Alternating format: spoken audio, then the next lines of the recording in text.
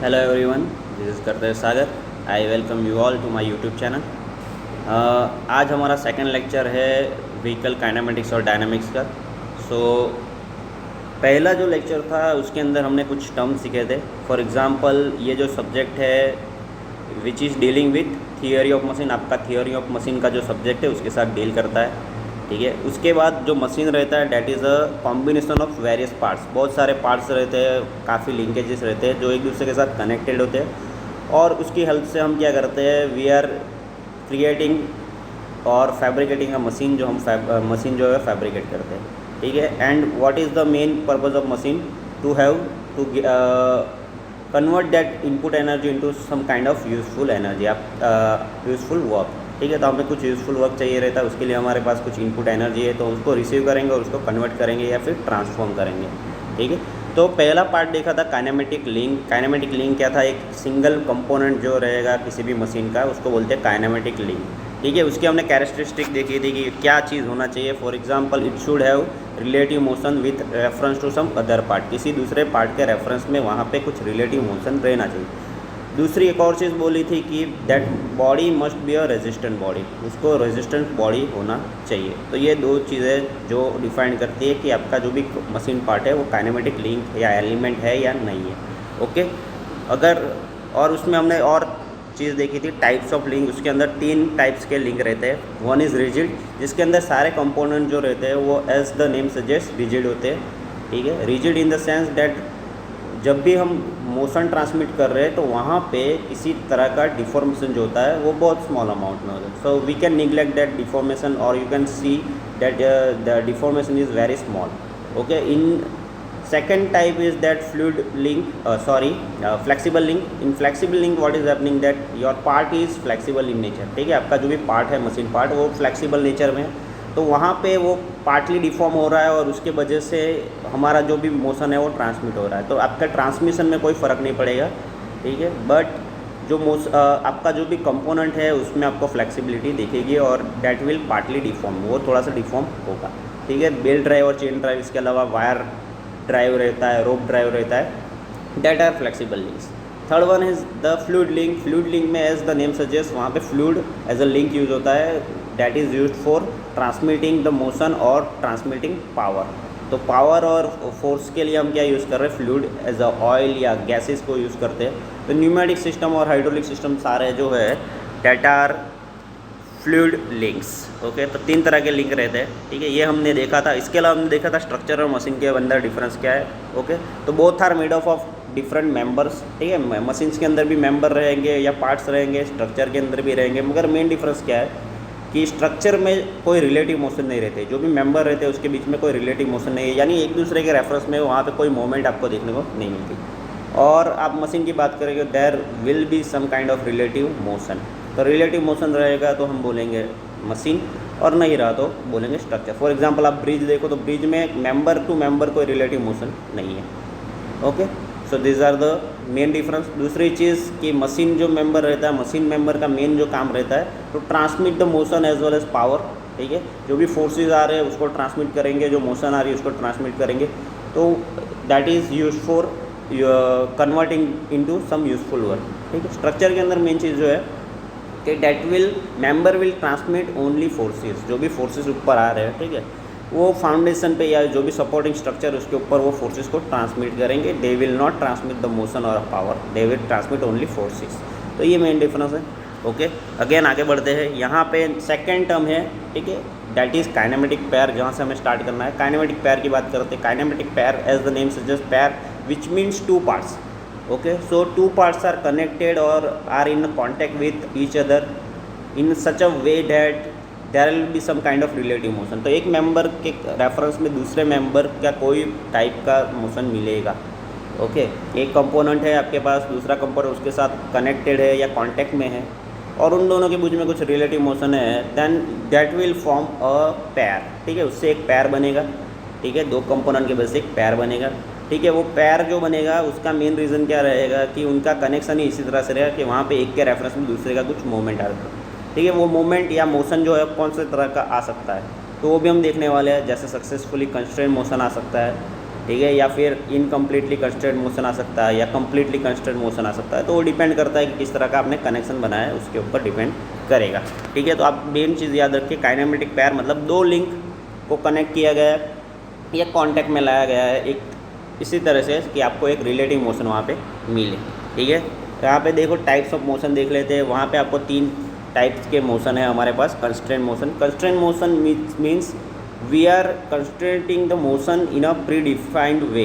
ठीक है, आपके पास एक रास्ता है, वो रास्ते पे ही वो हमारा जो भी मोशन है वो हम अलाउ कर रहे हैं। यानी आपको लिंक को क्या करना है, इस तरह से फिक्स करना है कि यहाँ पे आपको जो भी आउटपुट में रिजल्ट चाहिए वो रिजल्ट हमें मिले। Okay, so that is completely depends on the design engineer. Design engineer है, उसको डिसाइड करना है कि किस तरह से वहाँ पे कनेक्शन किया जाए जिससे हमारा जो मोशन है वो डिफाइंड रहे और वो एक डेफिनेट मोशन रहे। यहाँ पे ऐसा नहीं है कि आपने फोर्स दे दिया तो वो बॉडी कहीं पे भी जाए। ठीक है, आपको एक पैसेज बनाना है जिससे कि अंदर ही वो मोमेंट मिले, जिससे हमें कुछ एक डिफिनिट डायरेक्शन में मोशन मिलेगा। ठीक है, तो कम्प्लीटली कंस्टेंट मोशन पे पहले आ जाते हैं। 3 तरह के हैं कम्प्लीटली कंस्टेंट। ठीक है, तो यहाँ पे कंस्टेंट नाम से ही पता चल रहा है कि जो मोशन है उसको हमने फुल्ली कंस्टेंट यानी उसको लिमिट में रखा है। Okay, we are providing limit जो रहते हैं जिसके बाहर वो जा नहीं सकता। तो we are what we are doing, we are restricting the motion, और उसका जो डिग्री ऑफ फ्रीडम है वो हम कम कर रहे हैं। ठीक है, डिग्री ऑफ फ्रीडम जो है वो इस तरह से रखा है कि हमें जो मोशन आउटपुट में चाहिए वही मिलेगा। ठीक है, that is the main function of completely constraint motion.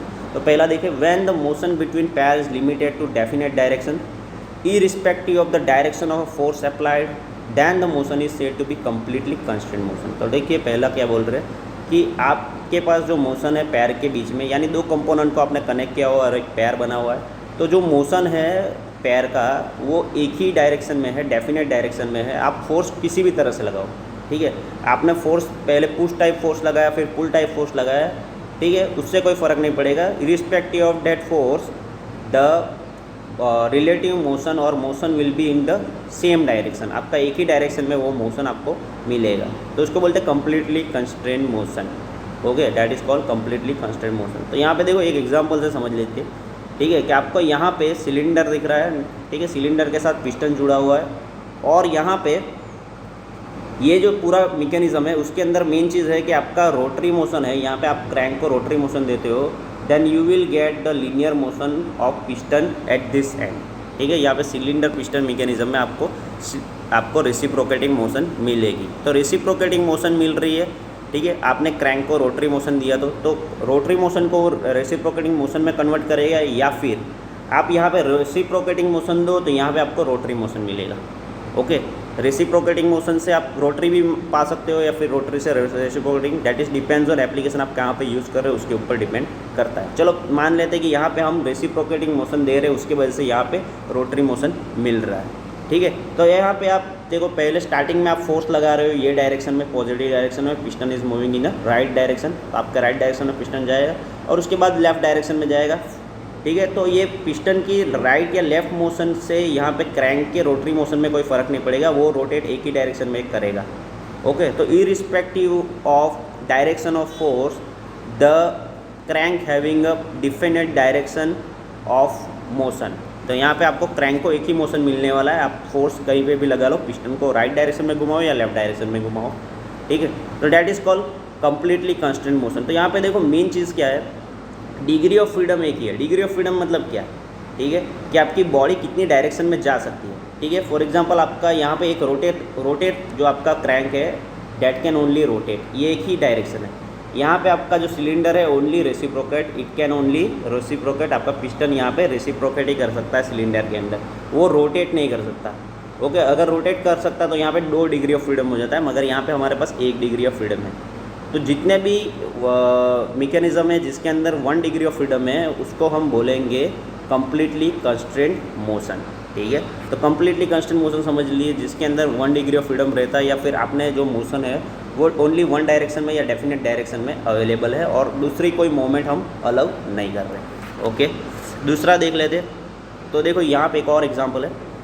Okay, if you see first जो एग्जांपल है उसके अंदर स्क्वायर होल है और एक स्क्वायर बार है। ठीक है, और स्क्वायर बार और स्क्वायर होल का एक असेंबली बन रहा है, so both are inserted inside each other. यहाँ पे कॉन्टैक्ट बन रहा है। ठीक है, और जो कॉन्टैक्ट बन रहा है उसमें देखो दैट आर स्क्वायर होल वाला जो पार्ट है इट कैन ओनली स्लाइड, ये लेफ्ट में स्लाइड कर सकता है, राइट में स्लाइड कर सकता है, तो एक ही डायरेक्शन में वो मूवमेंट मिलेगी। ठीक है, आपको समझना है कि वो एक्स एक्सिस पे लेफ्ट या राइट जा सकता है। तो 1 डिग्री ऑफ फ्रीडम है यहाँ पे, डिग्री ऑफ फ्रीडम जो है DOF that is 1। Okay, it can not rotate, यहाँ पे स्क्वायर होल के अंदर स्क्वायर बार जो है वो रोटेट नहीं कर सकता, इट कैन नॉट रोटेट। ठीक है, तो 1 डिग्री ऑफ फ्रीडम है। दूसरा एग्जांपल देखो, यहाँ पे हमारा जो कॉलर है वो शाफ्ट के अंदर रोटेट कर सकता है, सॉरी ओके, यहाँ पे आपको समझना है ये रोटेट कर सकता है but it can not slide, ये स्लाइड नहीं कर सकता क्योंकि हमने यहाँ पे कॉलर प्रोवाइड कर रखा है जिससे आपने उसकी मूवमेंट को क्या कर रखा है, रिस्ट्रिक्ट कर रखा है। ओके, तो what we are doing, we are restraining the motion या कंस्ट्रेनिंग द मोशन, मोशन को हमने कंस्ट्रेंट कर दिया है। आपने यहाँ पे एक ही डिग्री ऑफ फ्रीडम दिया हुआ है, तो कोई भी फोर्स लगा हो आप यहाँ पे, ये जो हमारा बार है, ठीक है, उसके अंदर आपका जो भी कंपोनेंट है that can only rotate, shaft के अंदर वो रोटेट ही कर सकता है, वो स्लाइड नहीं कर सकता, लेफ्ट या राइट नहीं जा सकता। इसी तरह यहाँ पे हमारा जो स्क्वायर होल वाला कंपोनेंट है that can only slide, that can not rotate. तो 1 डिग्री ऑफ फ्रीडम है, हमने एक ही डिग्री अलाउ किया हुआ है और दूसरी जो जितनी भी मोशन है वो हमने रिस्ट्रिक्ट कर दिया। ओके, तो this is the example of completely constant motion, जिसके अंदर मोशन जो है कंप्लीटली हमने कंस्टेंट कर रखी है, रिस्ट्रिक्ट कर रखी है। ठीक है, दूसरा टाइप देखो, इनकम्प्लीटली कंस्टेंट मोशन। ठीक है, इनकम्प्लीटली एज नेम सजेस्ट कि जो भी मोशन को कंस्टेंट करने का यानी लिमिट में रखने का जो काम है वो कम्प्लीटली नहीं हुआ है। ठीक है, which means there is not 1 degree of freedom, वहाँ पे 1 डिग्री ऑफ फ्रीडम नहीं रहेगा, मोर डिग्री ऑफ फ्रीडम रहेगा, उसको हमने इतना रिस्ट्रिक्ट नहीं किया है तो वो दूसरी डायरेक्शन में भी जा सकता है। ओके, तो आपको नाम से तो पता चल गया। ठीक है, डेफिनेशन देखो, when the motion between the pair can take place in more than 1 direction then the motion is called an incompletely constraint motion. ठीक है, एक डायरेक्शन की जगह पे ज़्यादा डायरेक्शन में अगर वो मोशन अलाउड है यानी वो पार्ट पेयर कर रहा है तो उसको बोलेंगे incompletely constraint motion. Okay, and the change in the direction of impress force may alter the direction of relative motion between the pair. ठीक है, तो पहले तो मैंने बता दिया कि यहाँ पे 1 डिग्री ऑफ फ्रीडम नहीं है, तो जो कंपोनेंट है वो उसके पास एक से ज़्यादा डायरेक्शन है जिसके अंदर वो रोटेट या मोशन कर सकता है। तो आपका फोर्स आपने अलग तरीके से लगाया तो यहाँ पे आपको अलग टाइप की मोशन मिल सकती है। That is the main thing in incompletely constant motion, कि आपको ज़्यादा मोशन मिलती है क्योंकि आपने डिग्री ऑफ फ्रीडम ज़्यादा अलाउ किया हुआ है। ओके, तो एग्जाम्पल देखो, इससे ज़्यादा क्लियरली पता चलेगा कि आपका एक शाफ्ट है, ठीक है, और एक होल है। ठीक है, होल वाला जो पार्ट है और शाफ्ट वाला पार्ट है उसको कनेक्ट किया गया है, और यहाँ पे देखो, आप देखो तो होल वाला जो पार्ट है that can rotate in the shaft as well as it can slide, क्योंकि हमने साइड में देखो कोई कॉलम नहीं लगाया है तो हमारा जो होल वाला पार्ट है वो स्लाइड भी कर सकता है लेफ़्ट या राइट और रोटेट भी कर सकता है। So here we have 2 degree of freedom, 2 degree of freedom आपके पास है। तो आपने फोर्स अगर अलग तरीके से लगाया, फॉर एग्जांपल आपने यहाँ से साइड में से फोर्स लगाया तो इट विल रोटेट, वो होल शाफ्ट के अंदर हमारा जो कंपोनेंट है वो रोटेट होगा। उसके जगह पे आपने यहाँ से साइड में से फोर्स लगाया तो इट विल स्लाइड। ठीक है, तो यहाँ पर rotation as well as sliding दोनों तरह की मोशन मिल रही है और 2 डिग्री ऑफ फ्रीडम है, तो यहाँ पे कंप्लीटली कंस्ट्रेंट नहीं किया हुआ है। ठीक है, तो यहाँ पे 2 मोशन मिल रही है या एक से ज़्यादा मोशन मिल रही है, that is called incompletely constraint motion. तो आपको बहुत सारी जगह पे देखने को मिलेगा कि आपने फोर्स का टाइप बदल दिया तो वहाँ पे मोशन अलग मिलेगी, तो वहाँ पे आपको समझना है कि आपने ज़्यादा मोशन अलाउ किया हुआ तो उसी हिसाब से आपको अलग अलग मोशन मिल रही है। ओके, तो इनकम्प्लीटली कंस्ट्रेंट मोशन आप समझ लीजिए कि when there is a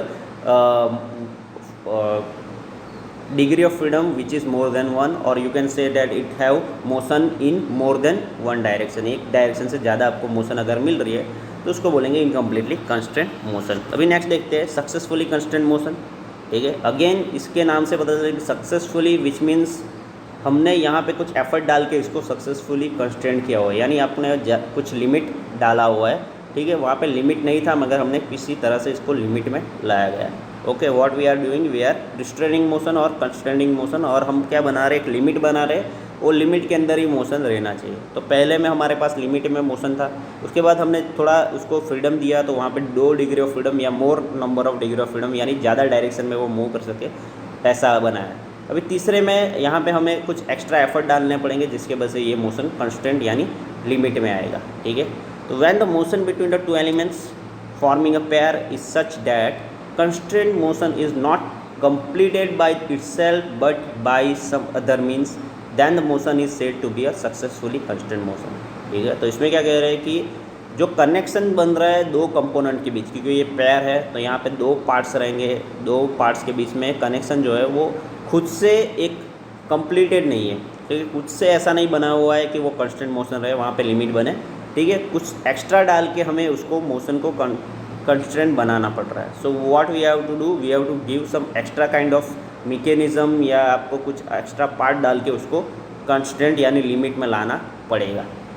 okay, तो इसके अंदर सक्सेसफुली कंस्टेंट में मेन चीज़ आपको याद रखना है that we have to provide some kind of force और अ लोड और प्रेशर और any kind of connection which will help us to reduce the degree of freedom. यहाँ पे डिग्री ऑफ फ्रीडम को रिड्यूस करना या फिर रिस्ट्रेन करने के लिए हमें कुछ एक्स्ट्रा एफर्ट मारने पड़ेंगे। ओके, कि खुद से यहाँ पे जो पार्ट्स है वो इस तरह से कनेक्ट नहीं हुए कि खुद से वो एक कंस्टेंट मोशन बना ले।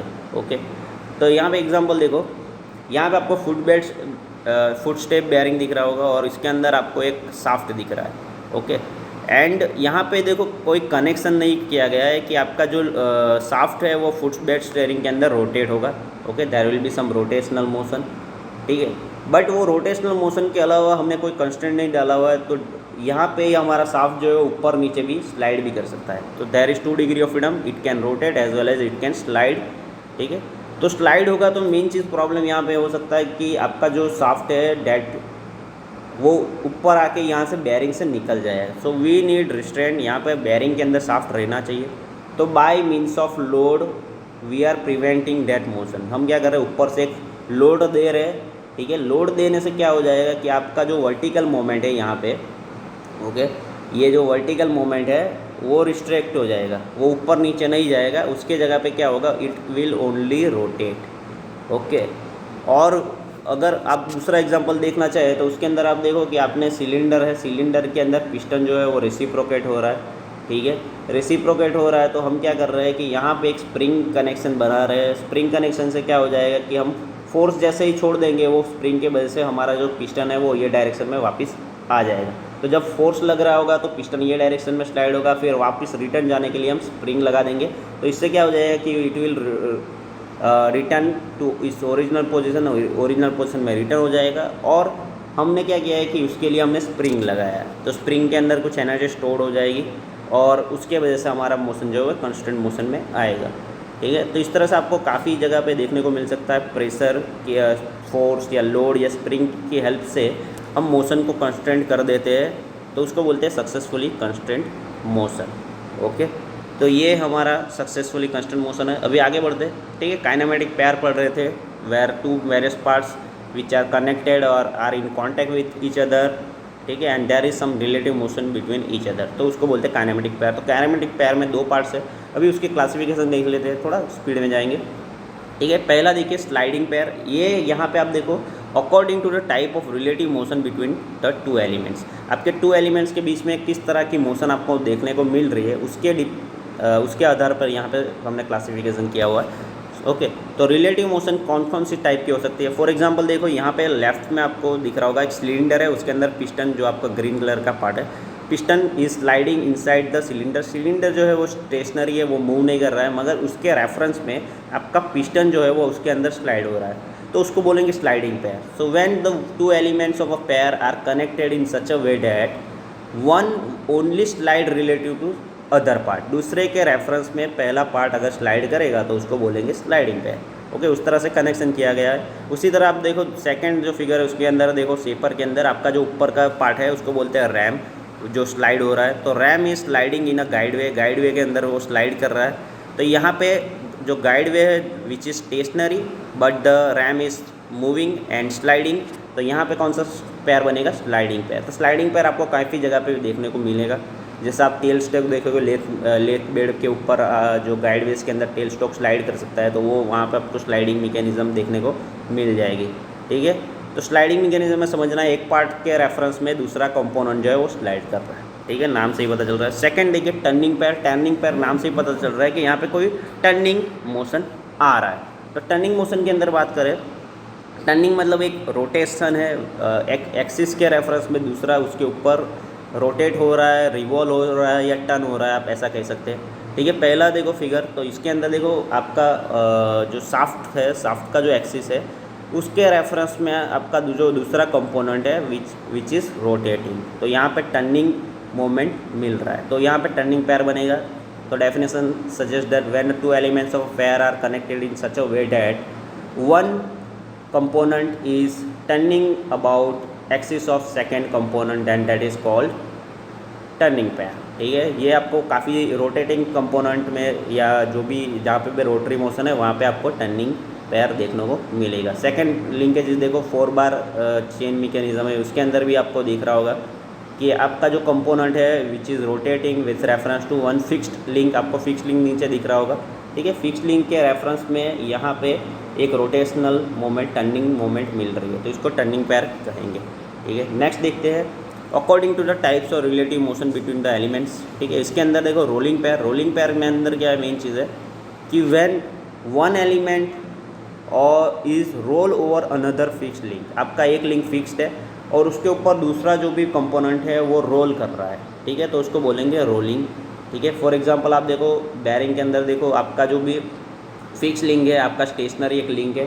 ठीक है, और उसके ऊपर जो आपके ये बॉल्स है विच आर रोलिंग, आपको यहाँ पे एक लिंक, ये जो कंपोनेंट है उसके ऊपर पता चल रहा होगा कि वो क्या कर रहा है, बॉल जो है रोल हो रहा है। ठीक है, तो एक फिक्स लिंक के ऊपर दूसरा बॉल जब या कंपोनेंट रोल करेगा तो उसको रोलिंग पेयर बोलेंगे। ठीक है, तो रोलर बेयरिंग या बॉल बेयरिंग या फिर आप देखो कैम एंड फॉलोअर मैकेनिज्म, तो उसके अंदर भी आपको ये रोलिंग पेयर देखने को मिलेगा। ठीक है, तो रोलिंग पेयर है यहाँ पे एक हमारे जो फिक्स लिंक जो है आपकी फॉलोअर, तो कैम जो है उसकी रेफरेंस में यहाँ पे रोलिंग इफेक्ट मिल रहा है। ठीक है, एक और एग्जांपल देखते हैं स्क्रू पेयर।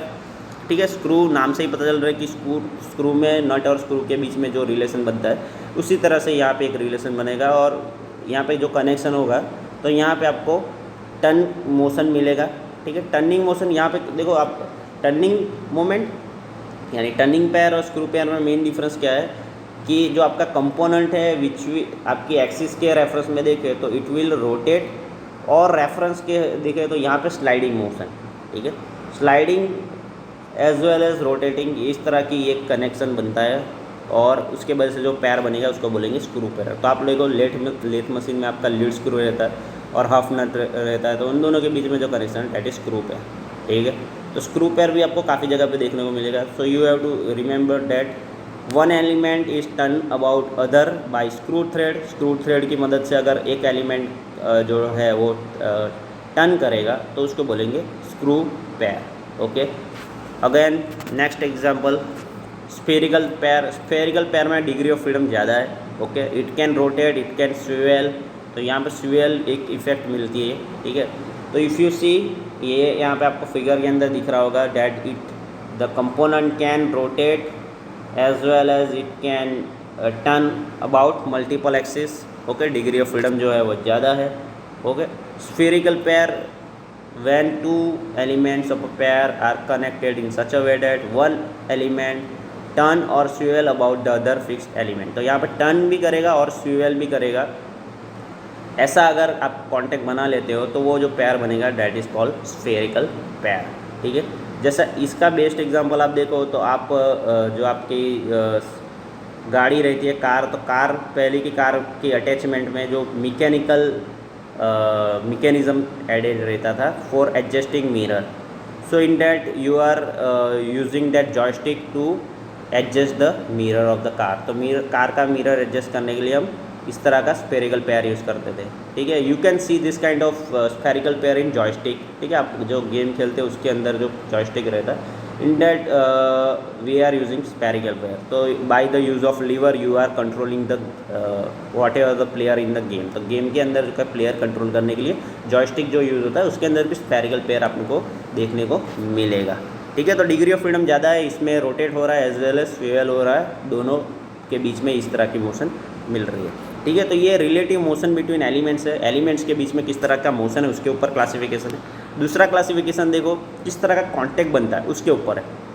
ओके, दोनों कंपोनेंट जो है आपके पैर के अंदर, उसके अंदर दोनों कंपोनेंट या एलिमेंट के बीच में किस तरह का कॉन्टैक्ट बनता है उसके आधार पर यहाँ पे हमने क्लासिफिकेशन किया हुआ है। ठीक है। उसके अंदर दो मेन हमारे क्लासिफिकेशन है, one is lower pair and second is higher pair. Okay, lower pair और हायर पेयर दो तरह के पड़ते हैं। जैसे लोअर पेयर की बात करें, ओके, तो यहाँ पे मेन चीज़ है कि कांटेक्ट जो है लोअर पेयर में, अगर सरफेस एरिया कांटेक्ट है तो हम उसको बोलेंगे लोअर पेयर। ओके, यहाँ पे दोनों के बीच में कांटेक्ट जो आ रहा है उसमें सरफेस कांटेक्ट आ रहा है, then we will call it a lower pair.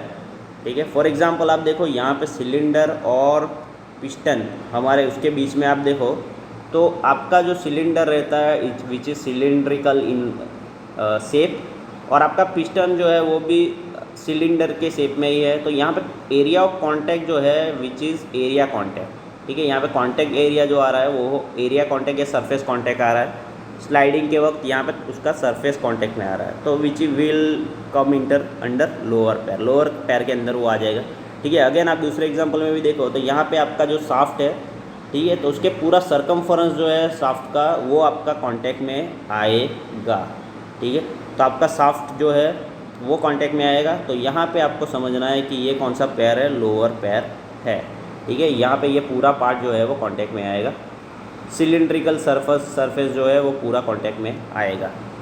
तो ये हमारा लोअर पेयर है। ठीक है। दूसरा जो पेयर है which is higher pair. Higher pair के अंदर याद रखो पॉइंट कांटेक्ट या लाइन कांटेक्ट रहेगा दोनों के बीच में, तो फिर दो एलिमेंट के बीच में पॉइंट कांटेक्ट या लाइन कांटेक्ट रहेगा। So when there is point contact और line contact we will call it higher pair. ठीक है। तो हायर पेयर के एग्जांपल देखो, बॉल बेयरिंग के अंदर आप देख सकते हो कि यहाँ पे आपके बॉल और आपके जो रेसिस है उसके बीच में यहाँ पे जो कांटेक्ट बनेगा वो हमारा बनेगा पॉइंट कांटेक्ट।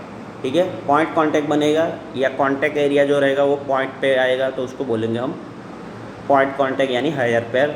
ठीक है। गियर मैकेनिज्म जब स्मैश करते हैं, गियर और पिनियन के बीच में जो स्मैशिंग होती है, दोनों कांटेक्ट में आते हैं, तो वहाँ पे भी लाइन कांटेक्ट बनता है दोनों के बीच में। ठीक है, एरिया या सरफेस कांटेक्ट नहीं बनता है, यहाँ पे हमारा लाइन कांटेक्ट बनता है। तो लाइन कांटेक्ट जब भी बनेगा तो we will call it a higher pair. Okay, तो हायर पेयर के अंदर आपको याद रखना है कि जब भी लाइन कांटेक्ट या पॉइंट कांटेक्ट बनेगा तो हायर पेयर। ठीक है, इसको याद कैसे रखना है, जैसे हायर में आपको याद रखना है कि जितना हायर है उतना ही उसका कांटेक्ट एरिया कम है। ठीक है, अगर लोअर पेयर है तो लोअर पेयर का अपोजिट क्या होता है कि हायर एरिया कांटेक्ट आ रहा है तो उसमें सरफेस कांटेक्ट है, और हायर पेयर के अंदर कांटेक्ट एरिया कम आ रहा है तो उसके अंदर पॉइंट और लाइन कांटेक्ट है। ओके, तो इसके एग्जांपल आप देख सकते हो। ठीक है, गियर मैशिंग के अंदर देख सकते हो या फिर बेयरिंग्स के अंदर देख सकते हो। ठीक है, या फिर कैम एंड फॉलोअर मैकेनिज्म रहता है तो उसके अंदर भी आपको इसी तरह आपको लाइन कांटेक्ट देखने को मिलेगा। लाइन कांटेक्ट मतलब एरिया कांटेक्ट में कम आ रहा है, उसका मतलब हायर पेयर है, और अगर कांटेक्ट ज़्यादा आ रहा है यानी सरफेस एरिया आ रहा है तो आपको समझना है कि वो लोअर पेयर पे आएगा। ठीक है, अगेन आगे बढ़ते हैं। According to the type of closure, closure किस तरह का है उसके ऊपर हमने दो क्लासीफाइड किया गया है पेयर को। ठीक है, क्लोजर मतलब यहाँ पे दोनों का क्लोजिंग जो है वो किस तरह से हो रहा है, यानी दोनों अपने आप क्लोज हो जा रहे हैं, यानी जो कनेक्शन बन रहा है वो अपने आप क्लोज हो रहा है, या हमें किसी अलग तरीके से उसको क्लोज करना पड़ रहा है। तो उसके आधार पे जो पड़ा हुआ है, one is self close pair और second is force close pair. ठीक है, सेल्फ क्लोज पेयर और फोर्स क्लोज पेयर नाम से ही पता चलता है कि अगर वो जो भी पेयर दो कंपोनेंट है उसको आप कनेक्ट करते हो तो अपने आप ही वो यहाँ पे एक कनेक्शन इस तरह से बन जाता है कि वो क्लोज पेयर बन जाता है। ठीक है, then it is called self close. ठीक है, अगर फोर्स क्लोज के अंदर क्या है कि एक्सटर्नली हमें कुछ फोर्स देना पड़ रहा है जिसके वजह से वो पेयर जो है वो क्लोज हो रहा है, तो उसको बोलेंगे फोर्स क्लोज। तो फॉर एग्जाम्पल देखो, when two elements of a such pair are connected together mechanically in such a way that only require kind of relative motion occur, it is then known as self closed pair। ठीक है, जैसे आप देखो यहाँ के first example देखो, square whole के अंदर स्क्वायर बार है तो उन दोनों को कनेक्ट करेंगे तो यहाँ पे स्लाइडिंग मोशन आ रहा है। ठीक है, और हमें कुछ एक्स्ट्रा ऐड नहीं करना पड़ रहा है, तो ऑटोमेटिकली यहाँ पे मैकेनिकली इस तरह से कनेक्ट किया गया है कि यहाँ पे आपको रिलेटिव मोशन के अलावा और कुछ नहीं मिलेगा, तो इसको बोलेंगे सेल्फ क्लोज्ड। फोर्स क्लोज के अंदर देखो आप कैम एंड फॉलोअर मैकेनिज्म देखो, तो यहाँ पे एक स्प्रिंग लगाया गया है ऊपर, वो स्प्रिंग का मेन काम है कि फॉलोअर को जो है उसका मोमेंट रिस्ट्रिक्ट करके रखे। अगर वो नहीं लगाएंगे तो यहाँ पे क्या होगा कि फॉलोअर जो है ऊपर मूव करेगा और वो बाहर निकल सकता है। तो स्प्रिंग का काम क्या है कि उसको बाहर जाने से रोकना है, उसको प्रिवेंट करेगा, उसको पकड़ के रखेगा, तो इसको बोलेंगे फोर्स क्लोज पेयर। इसके अंदर both elements are not in a contact in such a way that they are kept in contact by some external force, आपको उसको कांटेक्ट में रखना है तो कुछ एक्सटर्नली फोर्स लगाना पड़ता है, ठीक है, लोड या फिर प्रेशर या फिर स्प्रिंग का हेल्प लेना पड़ेगा. So we have to use some other mean to restrict the motion and to make the contact between two parts. आपके दो पार्ट्स को कॉन्टैक्ट में लाने के लिए कुछ एक्स्ट्रा ऐड करना पड़ता है, ठीक है, यूज़ करना पड़ता है, जबकि सेल्फ क्लोज के अंदर आपको कोई और चीज़ नहीं डालनी पड़ती. अगेन एक और एग्जांपल लेते हैं. सेल्फ क्लोज की बात करें, देखो आपने यहाँ पे एक लिंक लिया हुआ है for example, okay, there is one rod, ठीक है, और यहाँ पे हमने एक होल किया हुआ है, उसके साथ दूसरा हमने एक और जो रोड है उसको कनेक्ट करना है. तो हम क्या करते हैं, यहाँ पे एक पिन लगा देते हैं टू मेक द कॉन्टैक्ट, ठीक है, यहाँ पे पिन लगा देते हैं. तो यहाँ पे जो कॉन्टैक्ट बना है वो क्या है, हमारा सेल्फ क्लोज बना है, क्योंकि हमने और कुछ ऐड नहीं करना पड़ रहा है, ठीक है. इट कैन रोटेट, एक हमारा ये फिक्स कर देते हैं तो दूसरा जो पार्ट है उसके ऊपर रोटेट कर सकता है, ठीक है. तो यहाँ पे मेन चीज़ है काइनेमेटिक पेयर के हमारा क्लासिफिकेशन है. एक क्लोजर किस तरह से बन रहा है, खुद बन रहा है तो सेल्फ क्लोज बोलेंगे, अगर फोर्स लगाना पड़ रहा है तो फोर्स क्लोज बोलेंगे, ठीक है. According to the type of contact के ऊपर बात करें तो उसमें बहुत सारे थे, ठीक है, कि आपका हायर पैर है या लोअर पैर है, ठीक है. कॉन्टैक्ट एरिया अगर ज़्यादा है तो हम लोअर पैर बोलेंगे, अगर कॉन्टैक्ट एरिया कम है तो उसको हम हायर पैर बोलेंगे. इसके अलावा बेस्ड ऑन रिलेटिव मोशन किस तरह से है, स्लाइडिंग पैर आ रहा है, टर्निंग पैर है, स्क्रू पैर है, स्फेरिकल पैर है, ठीक है, और रोलिंग पैर है. तो ये हमारे क्लासिफिकेशन है, ठीक है. तो आज के लेक्चर में यहाँ तक हम करते हैं, काइनेमेटिक पैर क्या है वो समझे, ठीक है. नेक्स्ट लेक्चर में हम स्टार्ट करेंगे काइनेमेटिक चेंज, ठीक है. तो काइनेमेटिक चेंज के अंदर मेन चीज़ जो मैंने आपको लास्ट लेक्चर में बताया था कि आपके जो फर्स्ट लिंक है उसके साथ आपका पैर यहाँ पे मोर देन 2 पैर रहेंगे, ठीक है. 2 और मोर नंबर ऑफ पैर को हमने कनेक्ट किया हुआ, और आपका जो लास्ट लिंक है लास्ट पैर का वो आपके फर्स्ट लिंक के फर्स्ट पैर के फर्स्ट लिंक के साथ कनेक्ट बनेगा. तो एक चेन जैसा बनेगा, ठीक है. आपका फर्स्ट यहाँ पे एक पैर बनता है, फिर एक सेकंड पैर यहाँ पे बनेगा, फिर एक और पैर बनेगा. तो यहाँ पे आपका जो लास्ट लिंक है उसको उस फर्स्ट पैर के साथ आपको कनेक्ट करना. तो आपका लिंक 1, 2, 3 एंड 4 एंड 5, तो उसके अंदर फिफ्थ लिंक, लास्ट लिंक और फर्स्ट लिंक दोनों कनेक्ट हो जाएंगे. और यहाँ पे पैर कितने बनेंगे, तो 1 एंड 2 से एक पैर बनेगा, 2 एंड 3 से एक पैर बनेगा, 3 एंड 4 से एक पैर बनेगा, 4 एंड 5 से एक पैर बनेगा. तो 4 पैर बनेंगे, ठीक है. और हमारे 5 लिंक है, और 5 last link and first link are connected with each other. तो उससे जो बनेगा उसको बोलेंगे हम काइनेमेटिक चेन. तो एक चेन की तरह एक कंप्लीट साइकिल बनेगा, ठीक है. इसके बारे में हम नेक्स्ट लेक्चर में पढ़ेंगे. तो आज के लिए इतना ही है. तो hope you understand the concept of kinematic length and what is kinematic pair, और ठीक है, तो ये देख लेना, ठीक है. नेक्स्ट लेक्चर में मिलते हैं. Thank you.